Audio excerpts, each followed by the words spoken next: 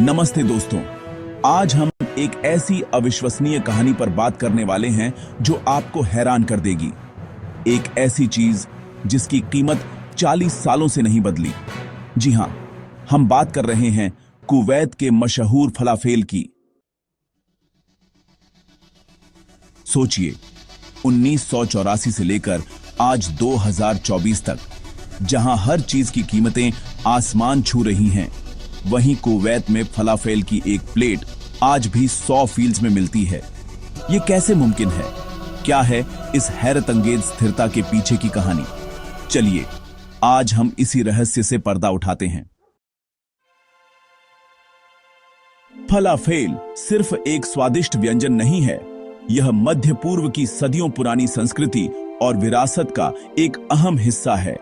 चने या फावा बीन्स से बनने वाले ये क्रिस्पी और गोल्डन बॉल्स ताजी सब्जियों और तीखी चटनी के साथ लोगों की रोजमर्रा की जिंदगी का एक अनिवार्य स्वाद बन चुके हैं। कुवैत में भी इसकी लोकप्रियता जबरदस्त है।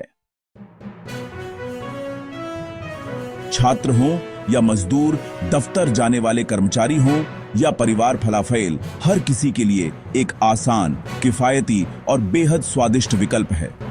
लेकिन इसकी कीमत का 40 सालों तक स्थिर रहना इसे एक सामान्य भोजन से कहीं ज्यादा खास बना देता है।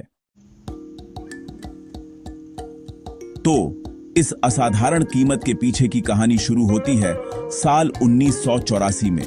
उसी साल कुवैत की सरकार ने एक बेहद अहम और दूरदर्शी फैसला लिया।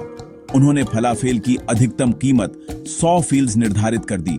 ये सिर्फ एक सलाह नहीं थी, बल्कि एक बाइंडिंग सरकारी फरमान था।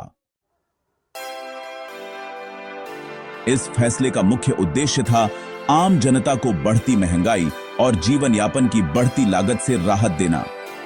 फलाफेल एक ऐसा भोजन था जो हर वर्ग के लोग खाते थे और सरकार यह सुनिश्चित करना चाहती थी कि यह हमेशा लोगों की पहुंच में रहे, भले ही बाजार में बाकी चीजों की कीमतें कितनी भी बढ़ जाएं। और तब से लेकर आज तक, पूरे 40 सालों तक यह फरमान लागू है। चाहे तेल की कीमतें रिकॉर्ड तोड़ें या अंतर्राष्ट्रीय बाजार में उथल पुथल आए, कुवैत में फलाफेल की कीमत जस की तस बनी हुई है।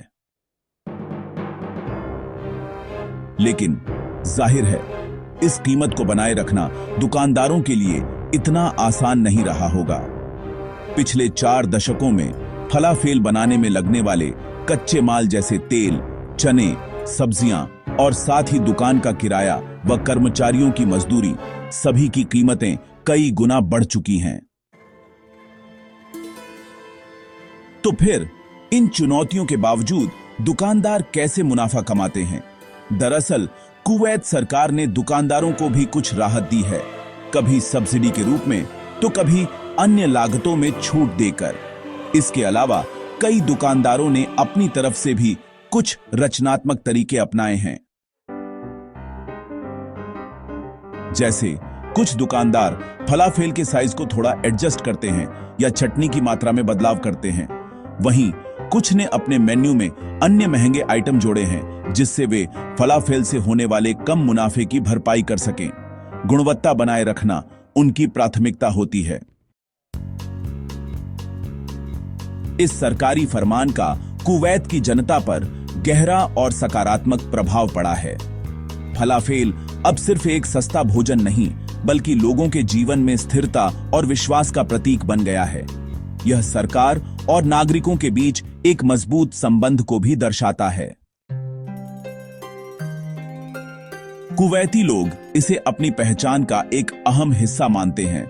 सोशल मीडिया पर अक्सर लोग इस अपरिवर्तित कीमत पर गर्व करते हुए पोस्ट करते हैं। यह एक बेहतरीन उदाहरण है कि कैसे एक छोटा सा व्यंजन एक पूरे देश की सांस्कृतिक और सामाजिक कहानी का हिस्सा बन सकता है।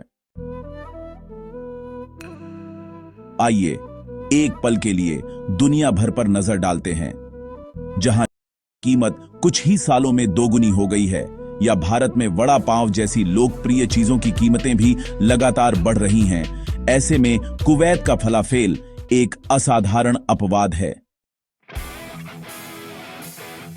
यह दिखाता है कि एक दूरदर्शी सरकार अगर चाहे तो अपने नागरिकों को आवश्यक वस्तुओं की बढ़ती कीमतों से बचाने के लिए क्या कुछ नहीं कर सकती। यह सिर्फ एक आर्थिक फैसला नहीं, बल्कि लोगों के प्रति एक गहरी सामाजिक प्रतिबद्धता को भी दर्शाता है। तो क्या यह अनोखा फरमान अगले 40 सालों तक भी ऐसे ही जारी रहेगा? यह सवाल कई लोगों के मन में है।